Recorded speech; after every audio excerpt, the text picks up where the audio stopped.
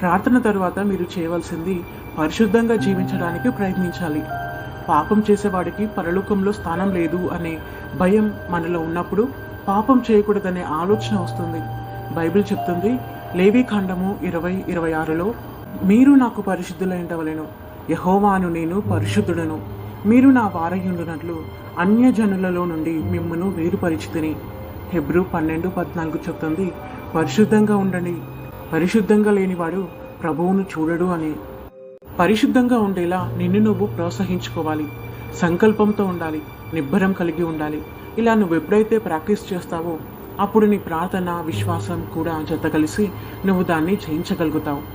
ఎంతమంది నిన్ను బలవంతం చేసినా వాళ్ళ మాటలు వినకు.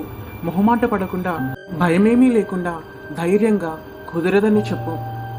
నిన్ను అలాంటి ప్రదేశంలోకి తీసుకెళ్లే ఏ బంధువే కానీ, ఏ స్నేహితుడే కానీ నీకు